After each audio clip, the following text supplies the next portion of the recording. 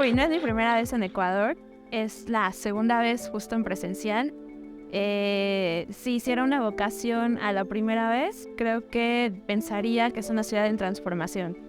Si la habláramos hoy, 2022, es una ciudad que se ha transformado, pero que sigue en ese proceso, ¿no? Eso pensaría. La importancia de la vivienda hoy día, históricamente ha tenido una importancia, pero hoy creo que para los jóvenes, incluidos nosotros, de tan grande, justo estar en ese punto en el cual desde la arquitectura como estudiantes pero también como profesionistas tenemos que dar como la vuelta a pensar en cómo tiene que hoy justo ser pensada, ser diseñada, ser proyectada para dar cabida a posibilidades que antes justo estaban negadas históricamente pero que hoy día justo hay que voltearlas a ver. Entonces creo que esa es como la importancia.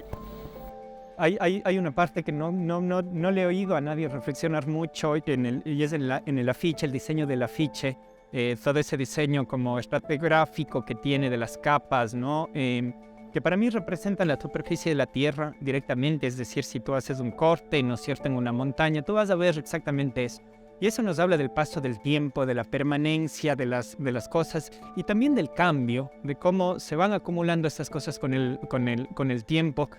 Y eso es justo el volver a ver, ¿no? Es empezar a ver qué es lo que había venido pasando y este punto fundamental que ha sido la pandemia y cómo volver a ver las mismas cosas con otros ojos después de la pandemia. Eso yo creo que es la primera cosa que me gusta muchísimo. Luego de la pandemia, luego de lo que hemos pasado en los 2 últimos años, si estamos haciendo ahora algo diferente de lo que hacíamos antes. Y yo creo que no. Y cuando en medio de la pandemia, si nos ponemos a pensar en mediados del 2020, cuando no sabíamos nada, no entendíamos qué era lo que estaba pasando, siempre había esta sensación, recuerdo, de la nueva normalidad, de que el mundo ha cambiado, de que nada va a volver a ser lo mismo. Y a ratos yo decía, ojalá, porque es que estamos en un camino absolutamente erróneo a nivel global, ¿no? La crisis climática y el cambio de la crisis climática es solo una parte de los diferentes umbrales planetarios que tiene el planeta Tierra para funcionar de una manera óptima. Pero es tan urgente esto y es tan importante que yo decía, ojalá realmente esto nos enseñe algo y nos permita empezar a poner en valor otra forma de hacer las cosas. Que sea diferente, que sea fundamentalmente diferente. Y ahora, 2 años después de eso, me preocupa que no lo hemos hecho. O sea, ¿qué hemos aprendido? Voy a hacer un ejercicio que puede sonar muy duro, pero creo que es necesario. Ahora estamos justamente en medio de la exposición de trabajos y de obras y de análisis arquitectónicos. Y muchas de las cosas que yo veo tal vez no tienen mucho cambio de lo que puedes haber visto hace 20, 30 o 50 años, ¿no? En términos fundamentales, obviamente hay muchísima innovación y hay muchísimo desarrollo y hay incluso recuperación de cosas, pero en lo fundamental seguimos pensando de la misma manera. Y aquí hago un mea culpa hacia la academia y hacia la universidad, porque es la universidad quien debería estar precisamente analizando y estudiando históricamente el pasado, haciendo ese análisis crítico del presente, pero para hacer cosas diferentes en el futuro. Y a mí me preocupa mucho que lo que estamos enseñando en las universidades es hacer lo mismo que veníamos enseñando, lo mismo que veníamos haciendo hacia ahora. Hoy se habla muchísimo de crisis climática y del cambio climático y tal, pero justamente mencioné que el problema es mucho más complejo que eso, ¿no? Hay algo que llamamos los límites planetarios, ¿de acuerdo? Que son una serie de parámetros o de funciones que tiene el planeta que pueden variar y que fluctúan a lo largo del tiempo, y es normal que fluctúen, pero que si es que la fluctuación o el cambio es demasiado grande o demasiado profundo, el planeta puede cambiar fundamentalmente el estado que tiene. Esto ya ha pasado 7 veces en la historia del planeta, en los casi 5.000 millones de años que tiene nuestro planeta. Esto ha pasado varias veces, tiene registros y estudios muy claros justamente desde la paleontología, desde las ciencias de la Tierra, etc. Y cada vez que ha sucedido un cambio de esto, se ha producido un evento que se conoce como una mega extinción.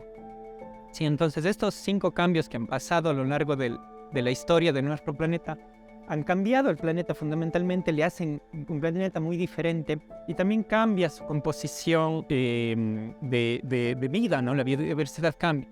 Las especies que eran dominantes ya no son dominantes y aparecen otras, y eso es parte de cómo evoluciona. Simplemente para la mega extinción más conocida fue precisamente los dinosaurios, ¿no es cierto?, cuando tuvimos un evento catastrófico que fue por la caída de un meteorito, y eso eliminó un enorme porcentaje de las especies sobre el planeta, principalmente las especies dominantes, que eran los dinosaurios. Luego de eso, ¿no es cierto?, termina cambiando la composición químico-física del planeta y empieza a funcionar de una manera diferente. Y esto ha permitido que, por ejemplo, se desarrollen los mamíferos, de los cuales descendemos. ¿Qué es lo que a todas luces está pasando ahora? Es que si es que no somos capaces de recuperar estos límites de funcionamiento seguros del planeta, el planeta va a cambiar fundamentalmente. Y puede ser que nosotros estemos entre las especies que, mala suerte, no se puedan adaptar a los nuevos cambios. Yo soy optimista, yo creo que sí. Como especie humana somos extremadamente adaptables, extremadamente flexibles, pero sobreviviremos como especie, pero no como civilización. Yo creo que entonces eso nos da la idea de una pregunta fundamental.